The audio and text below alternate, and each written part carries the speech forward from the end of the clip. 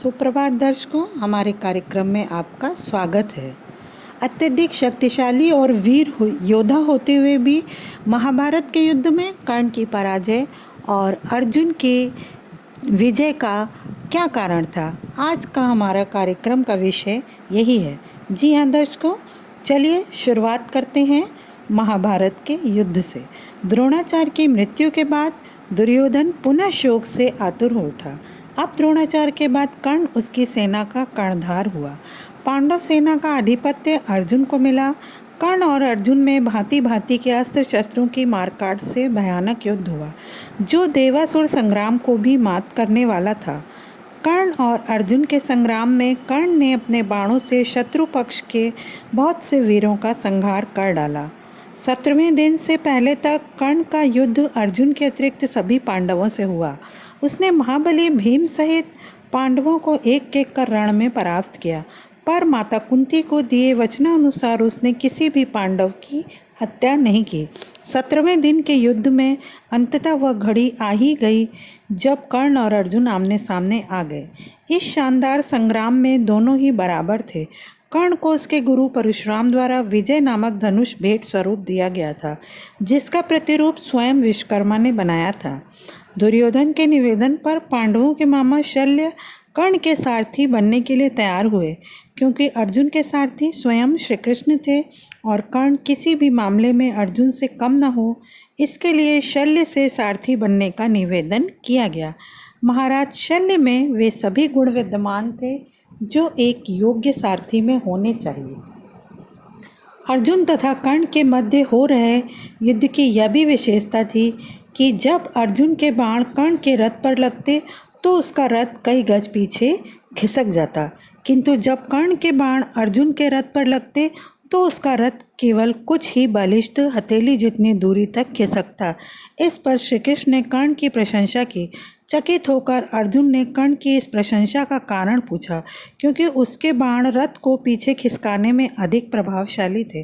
तब श्री कृष्ण ने कहा, कर्ण के रथ पर केवल कर्ण और शल्य का ही भार है, किंतु अर्जुन तुम्हारे रथ पर तो स्वयं तुम, मैं और वीर हनुमान भी विराजमान हैं। और तब भी कर्ण ने उसके रथ को कुछ बालिष्ठ पीछे खिसका दिया था। युद्ध बराबरी के स्तर पर चल रहा था, किंतु कर्ण तब उलझ गया जब उसके रथ का एक पहिया धरती में धंस गया, और उस समय वह अपने को दैवी अस्त्रों के प्रयोग में भी असमर्थ पाता है, क्योंकि उसके गुरु परशुराम का यह श्राप था।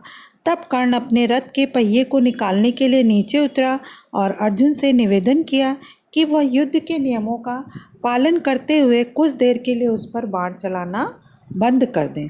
तब श्री कृष्ण अर्जुन से कहते हैं कि कर्ण को कोई अधिकार नहीं कि अब वह युद्ध नियमों और धर्म की बात करे, जबकि स्वयं उसने भी अभिमन्यु के वध के समय किसी भी युद्ध नियम और धर्म का पालन नहीं किया था। उन्होंने आगे कहा कि तब उसका धर्म कहाँ गया था, जब उसने दिव्य जन्मा द्रौपदी को पूरी कुरु राज्यसभा के समक्ष वैश्या कहा था। दूत क्रीड़ा भवन में भी उसका धर्म कहाँ गया था। इसीलिए अब उसे कोई अधिकार नहीं कि वह किसी धर्म या युद्ध नियम की बात करे। उन्होंने अर्जुन से कहा कि अभी कर्ण असहाय है, इसलिए वह कर्ण का वध करे।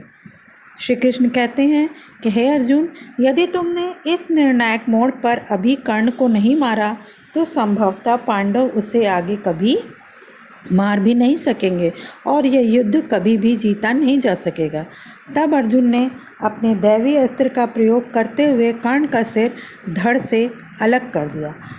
उसी समय कर्ण के शरीर से भूमि पर गिरने के बाद एक ज्योति निकली और सूर्य पर समाहित हो गई। इस तरह से योग्य और वीर होते हुए भी केवल अधर्म का साथ देने के कारण कर्ण की हार हुई, जो निश्चित ही थी।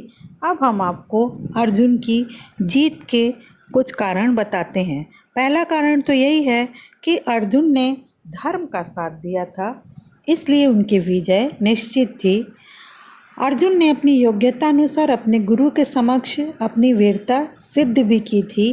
द्रोणाचार्य जानते थे कि उनका शिष्य सभी शिष्यों में सर्वश्रेष्ठ है, जबकि कर्ण के विषय में ऐसा कोई उल्लेख नहीं मिलता। और अर्जुन ने निरंतर प्रयास किया था। केवल कर्ण के जैसे कवच कुंडल के दम पर कोई वीरता नहीं दिखाई थी। और सबसे बड़ी बात, अर्जुन ने अपनी शक्तियों का दुरुपयोग कभी नहीं